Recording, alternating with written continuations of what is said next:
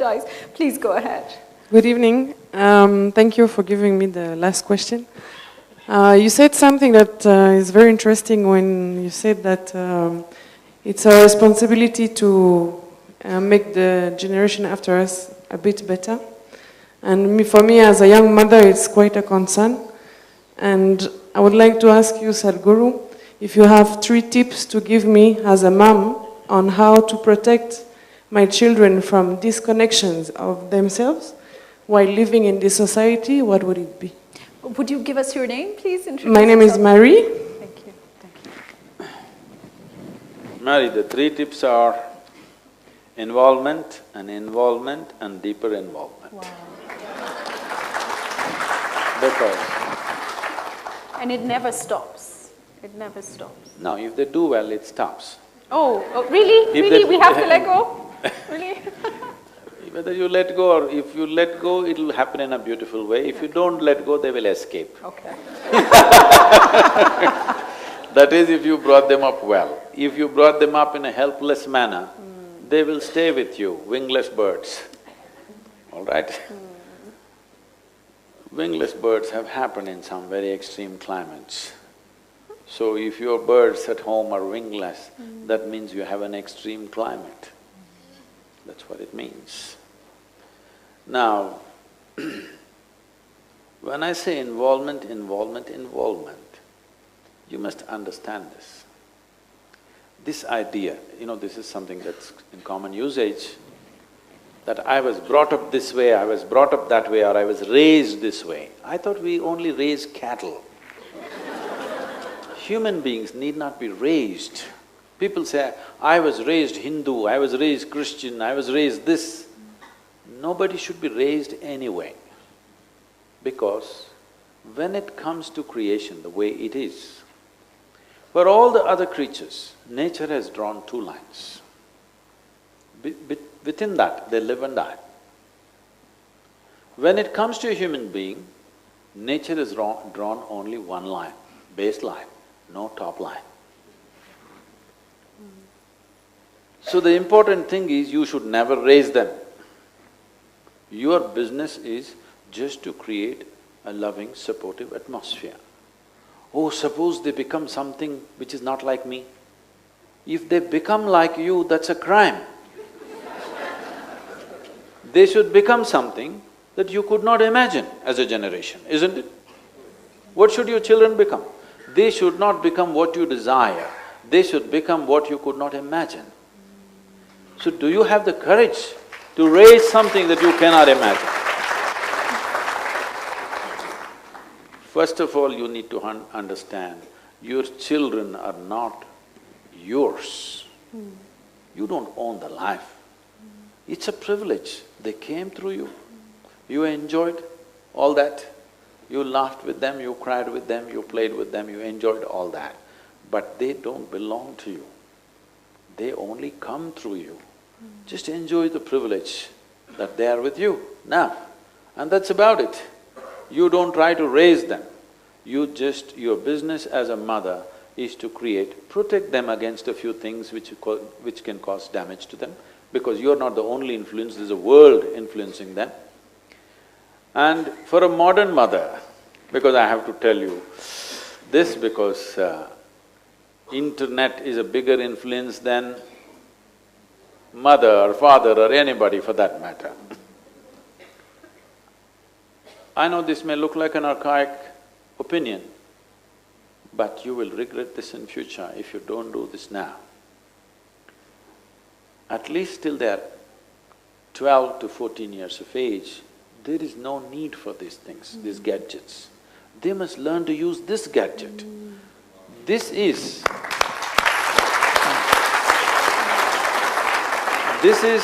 the most sophisticated technology on this planet. This human mechanism, isn't this the highest level of technology in the universe that we know? There may be some alien who's better than us, but we have not seen. But among what we have seen, this is the highest level of technology, isn't it? The only problem with human beings is they have not even bothered to read the user's manual. Now what internet means is, What your school means is, the present level of schooling, what it means is, cram yourself with all kinds of things. You pay attention to everything, you know what is inside a frog, how a frog's liver looks. What are you going to do with this? I'm saying every high school child is cutting open a cockroach and a frog, what for? I'm saying when you bring up children with this level of cruelty, a live frog, you open it up and enjoy his heart beating. What are you made of, I'm asking? You call this science? I call this inhumanity. I call this absolutely senseless way of raising your children. Oh no, we learnt so much. If they've learnt so much, that is enough, show it on a computer how a heart beats. Where is the need for everybody to open up a live animal nailed to a piece of wood? Almost all of you have done it, right? It was traumatic. Yeah, I was traumatized. No, I'm saying, we call this education, Yeah, a heartless education. What is the point of a heartless education? If you do this kind of education, you'll create a heartless society, which you're seeing in so many different ways. We are training children to become brutes. See, if I can nail a frog to this wooden platform, cut him open when he's still alive and screaming, and look at his heart and how it beats, I enjoy it, and I fiddle around with his liver, I'm saying, at another level, why can't I pick one of you and do the same thing? Only because there is a law, I may be stopping, isn't it? Yes or no? That's what it amounts to, isn't it so? Only because there is a law against it, I may be stopping. A law cannot make us human beings. A law can control a few things in the society. This will not shape human consciousness. Because human beings experience themselves in a certain way, we thought of bringing that in the form of law. But law will not make a human being. If you are human, you will naturally be in a certain way. This must come forth.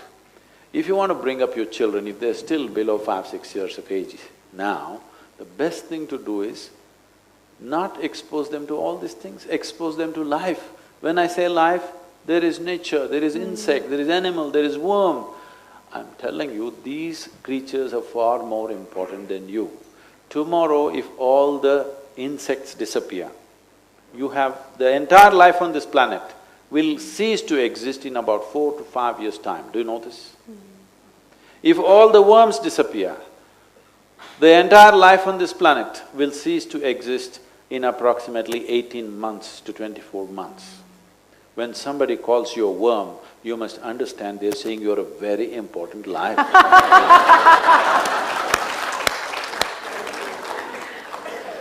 But if all the human beings disappear tomorrow morning, this world will flourish. So we must understand, we are not the only life. We are here as a product of all this life evolving to this place. We must at least show some sign of evolution, isn't it? We are supposed to be the peak of evolution on this planet. Should we not show that we are a little better than them? Right. But we are not showing this simply because we are screwed up with our scriptures, our textbooks, our teachings. No, please expose them to life. Child will understand life perfectly well. They are better equipped to perceive life than you are because they are not structured in their head. They perceive life. Oh, what will happen to them? How will they earn a living?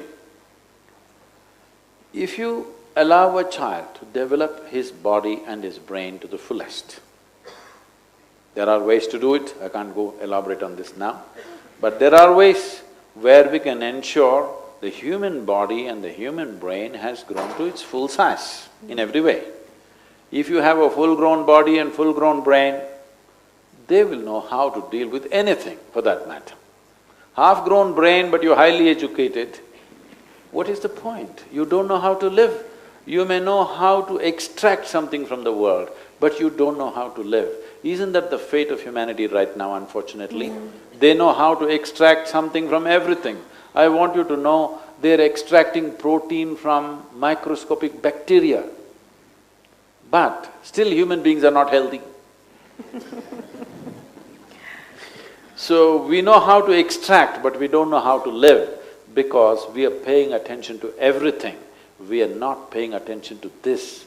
This needs attention, not in the mirror, not through somebody else, but inwardly, beyond this body, beyond this mind, to know what is the nature of my existence. The more you know about this, the better you can handle it, yes or no? Yes. How far is it? What do I have to do for this? How far it is? Should I book a Himalayan cave for myself or my child? It's gone already. It's already gone, taken. Yes. It's taken, no accommodation. It's taken. It's like this. Someone came looking for Isha Yoga Center in southern India. They came to a local village and asked a boy who was sitting there, "How far is Isha Yoga Center?" The boy said, "It's 24,996 miles." I said, "What, that for?" He said, "Yeah, the way you're going, if you turn around, it's 4 miles." We have to turn around, in is the only way out. We've come to…